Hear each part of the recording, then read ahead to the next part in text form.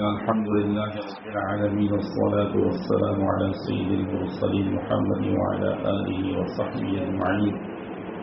اللهم إني أحمدك واستعينك. أما بعد فأعوذ بالله من الشيطان الرجيم. بسم الله الرحمن الرحيم. والفجر وليال عشر والشفع والوتر والليل إذا يسر هل في ذلك قسم لذي حجر. صدق الله مولانا العظيم. بزرگوں،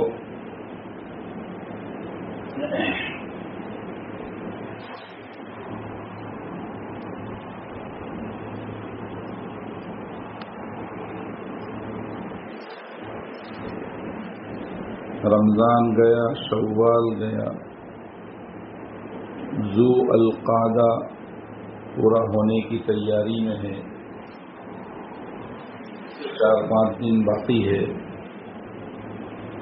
اس کے بعد آنے والا مہینہ ذو الحجہ، ذی الحجہ ہے.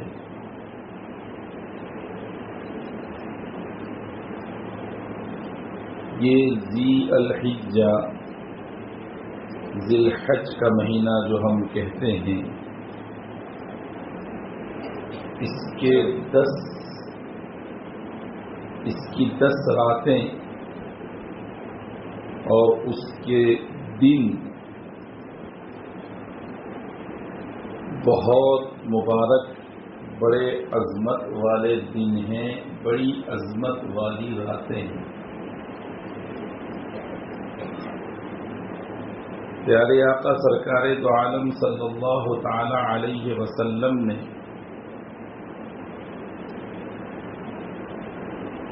ان راتوں اور دنوں کی عظمت اور فضیلت کو سمجھاتے ہوئے جو ارشاد فرمایا ہے، جس کا مفہوم ہے، خلاصہ ہے کہ پورے سال میں رمضان المبارک کے مہینے کے بعد پورے سال میں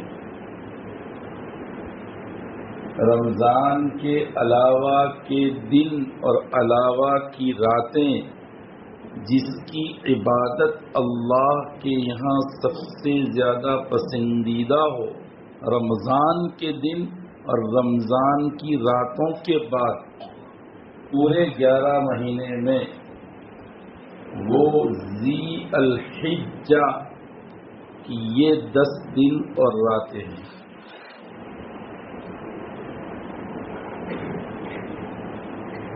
اس کی فضیلت میں یوں آتا ہے، دن کی فضیلت میں، کہ اگر کوئی رمضان ذی الحجہ کے 9 دن، 10ویں دن تو قربانی کا ہے، اس میں تو روزہ رکھنا حرام ہے. ان 9 دنوں میں سے کسی بھی دن آدمی روزہ رکھے تو 1 دن کے روزے کا ثواب پورے سال روزہ رکھنے کے برابر ہے. بتائیے کوئی آدمی پورے سال روزہ رکھ سکتا ہے؟ 1 دن کا. عرفہ کی بات نہیں کر رہا، عرفہ کی بات آگے بتا رہا ہوں. پہلی ذی الحجہ، دوسری، تیسری، چوتھی، چھٹی، 7ویں، 8ویں، 1 سال کا روزہ کون رکھ سکتا ہے؟ 1 سال کا 1 دن کا روزہ رکھ لو ذی الحجہ کا، پورے سال کا مہینہ ثواب کما لو روزے کا. اور ان راتوں کی فضیلت کے بارے میں جو ارشاد گرامی ہے وہ یہ کہ ذی الحجہ کی ان راتوں میں کی کسی بھی رات کی کوئی عبادت کر لے، ذکر کر لے، تلاوت کر لے، نماز پڑھ لے، کسی طریقے کی عبادت کر لے، تو رمضان میں شب قدر کی جو عبادت کا ثواب ہے وہ ذی الحجہ کی 1 رات میں کسی بھی لائن کی عبادت کرنے کا ثواب اللہ دے.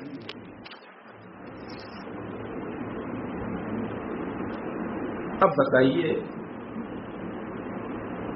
شب قدر کنفرم کوئی کہہ سکتا ہے کہ میں نے شب قدر کی عبادت مجھے نصیب ہو گئی؟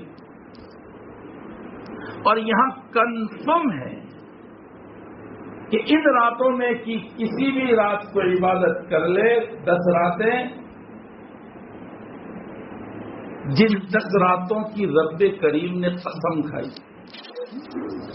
30واں پارہ سورہ الفجر، والفجر ولیال عشر والشفع والوتر واللیل اذا یسر هل فی ذلک قسم لذی حجر. فجر کی قسم، قسم کس کی کھائی جاتی ہے؟ بتاؤ نا بھائی، قسم کس کی کھائی جاتی ہے؟ اونچی چیز کی کہ نیچی چیز کی؟ بولو نا، اونچی چیز کی. سب سے اونچے ہے اللہ، اس لیے اللہ کی قسم کھائی جاتی ہے. اللہ کے علاوہ کسی چیز کی قسم نہیں کھائی جاتی. ہمارے لیے سب سے بڑی ذات اللہ ہے، اس کے علاوہ کوئی چیز کی کوئی حیثیت نہیں. اس لیے ہمارے لیے اگر قسم کی اجازت ہے تو صرف اللہ کی، نہ کسی چیز کی، نہ نبی کی، نہ کعبہ کی، نہ امی کی، نہ ابا کی، نہ رمضان کی، نہ عید کی، نہ فلاں کی، نہ فلاں کی، کسی کی، اللہ کی. لیکن اللہ تو خالق ہے، مالک ہے. اللہ نے چیزوں کی بھی قسمیں کھائی ہیں تاکہ مجھے اور آپ کو سمجھایا جائے اور بتایا جائے کہ اللہ کی یہاں ان چیزوں کی کتنی قیمت ہے. فجر کی قسم، کون سا فجر جس میں ہم سوتے پڑے ہیں، جس میں ہمیں نماز فجر کے لیے آنے کی بھی توفیق بہت مشکل سے ملتی ہے. ولیال عشر، 10 راتوں کی قسم. یہ 10 راتیں یہی ذی الحجہ کی 10 راتیں ہیں. لیلۃ القدر کے بارے میں اللہ نے فرمایا انا انزلناه فی لیلۃ القدر وما ادراک ما لیلۃ القدر لیلۃ القدر خیر من الف شہر. ہم نے اس قرآن کو لیلۃ القدر میں نازل کیا، اور لیلۃ القدر کی عظمت کو تم کیا جانو، میں بتا رہا ہوں. لیلۃ القدر یہ خیر من الف شہر، ایک مہینے، 1000 مہینے سے زیادہ بہتر ہے. اور یہاں اللہ نے اس کی قسم کھائی. میں 10 راتوں کی قسم کھاتا ہوں. واللیل اذا یسر، پھر آگے کا مضمون چھوڑ دیتا ہوں اس لیے کہ مجھے آگے کی بات بتانا. اس سے معلوم ہوا کہ یہ 10 راتیں اللہ کی یہاں کتنی بڑی عظمت والی ہے. تو اس کے روزے کا ثواب سال بھر کے روزوں کا بھی تشکیل کرتے ہیں. اس کی رات کی عبادت کا ثواب کنفرم شب قدر کی عبادت کا ثواب.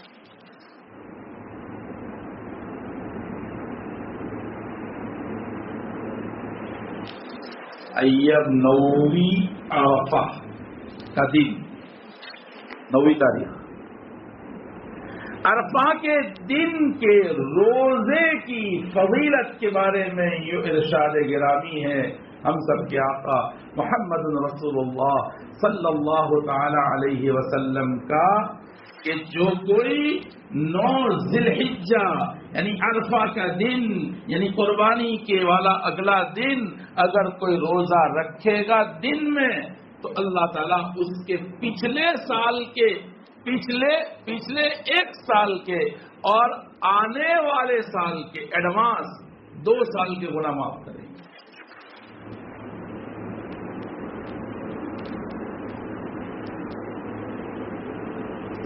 اب یہ ایک چھوٹا سا سوال پیدا ہوتا ہے کہ بھئی عرفہ کا دن جیسے کہ مان لیجئے یوم عرفہ جو حضرات حج کو گئے ہیں تو عموماً یہ ہوتا ہے کہ ہماری تاریخ ایک دن پیچھے ہوتی ہے، ان کی تاریخ ایک دن آگے ہوتی ہے۔ اب مثال کے طور پر ہمارے یہاں 9ویں جو عرفہ کا دن ہے ان کے یہاں گزر گیا، یا یوں کہیے آج وہاں 9ویں عرفہ ہے اور ہمارے یہاں 8 تاریخ ہے، ہم ایک دن پیچھے ہیں۔ تو کوئی آدمی عرفہ کے دن کی فضیلت کو جان سامنے رکھتے ہوئے کہ بھئی عرفہ کا دن تو وہ دن ہے جس دن عرفہ میں میدان عرفہ میں لوگ اور حاجی وہاں قیام کرتے ہیں، وقوف عرفہ کرتے ہیں، تو وہ دن ہے۔ تو یہاں ہماری تو 8 تاریخ چل رہی ہے، 8 تاریخ کو روزہ رکھے نہیں، تم جہاں ہو۔ ارے عید کب کرتے ہیں؟ وہاں عید ہوتی ہے اور ہمارا روزہ ہوتا ہے، اور وہاں روزہ ہوتا ہے ہم کھاتے پیتے رہتے نہیں۔ ارے وہاں رمضان شروع ہو گیا، ہمارا ایک دن لیٹ ہے، تو یہاں رمضان نہیں ہے، تو اس دن کو کوئی آ کر نہیں کہتا وہاں آپ نے کئی دن بلا تو روزہ دی، ہم روزے سے اور وہ لوگ عید کر رہے۔ تو جیسے اس میں ہے ویسا اس میں بھی۔ تو بات یہ ہوئی بزرگوں کہ دن کا روزہ 1 سال کے روزے کے برابر، رات کا قیام عبادت، شب قدر کنفرم عبادت کا ثواب، اور تیسرا عرفہ کا روزہ پچھلے 1 سال ایڈوانس 1 سال کے گناہوں کا کفارہ۔ لیکن یہاں یہ بات سمجھنی چاہیے کہ ان اعمال کی بنیاد پر جو گناہوں کی معافی اور بخشش کا اعلان جیسے یہاں ہے، ایسی کئی عبادتوں میں پیارے اللہ اور پیارے رسول اللہ صلی اللہ علیہ وسلم کی طرف سے ہمیں بتایا گیا ہے، ٹھیک ہے، وہاں بڑے گناہ کی بات نہیں ہے۔ کبائر، کبیرہ جو گناہ ہوتا ہے بزرگوں، اس کے معافی کے لیے ایک ہی راستہ ہے اور وہ ہے توبہ۔ لیکن جو صغائر گناہ ہے، ان صغائر گناہوں کی اس سے معافی ہو جائے گی، ٹھیک ہے۔ 14 ہو گئی، مضمون ابھی ادھورا ہے، باقی مضمون انشاءاللہ آگے بتائیں گے۔ لیکن اس سے پہلے آگے جو جمعہ کو میں انشاءاللہ بتاؤں گا اس وقت ذی الحجہ شروع ہو چکا ہوگا۔ تو ایک بات سن لیجئے کہ میں نے 3 عمل بتائے، ایک ذی الحجہ کے دن کا روزہ 9 دن، 10ویں تاریخ نہیں، ذی الحجہ کی 10 راتوں کی عبادت، اور عرفہ کا دن یعنی 9ویں تاریخ کا روزہ۔ 3 عمل بتائے نا، ارے سن رہے ہو بھائی؟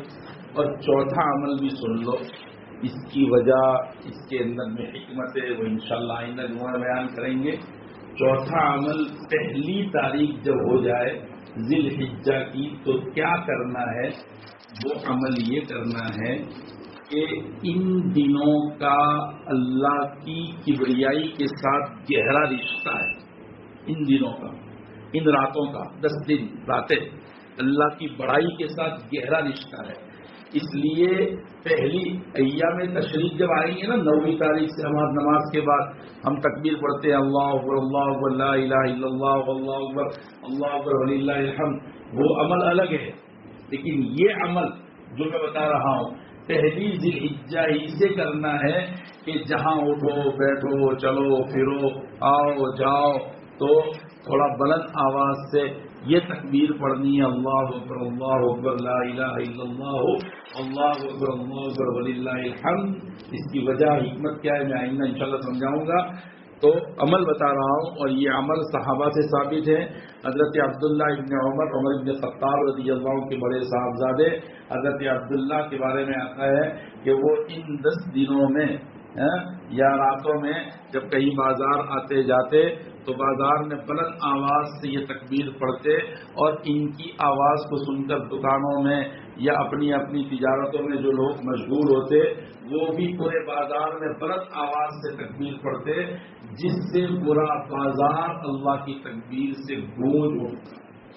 اتنے عمل بتائے 4 کرو گے. اب میں یہ سوچ رہا ہوں کہ جیسے ہم رمضان کے اندر میں کچھ راتوں کی گزارنے کا عبادت کا اہتمام کرتے ہیں تو انشاءاللہ میری چھٹی تو آئندہ جمعرات کو ہوگی، دلی شروع ہو جائے گا. اس پر جب آئیں گے تو مشورہ کریں گے اور کچھ راتیں ہم جاگنے کا کیا کریں گے، اہتمام کریں گے نہیں انشاءاللہ. اور روزوں کا بھی تھوڑا نہیں تو کم از کم 9ویں عرفہ کا روزہ اس کے لیے ہم باقاعدہ بیٹھ کر کے ترغیب دیں گے، مستورات کو بھی جمع کریں گے انشاءاللہ. اعمال کرنے ہیں، اعمال سے ہی اللہ ملتے ہیں.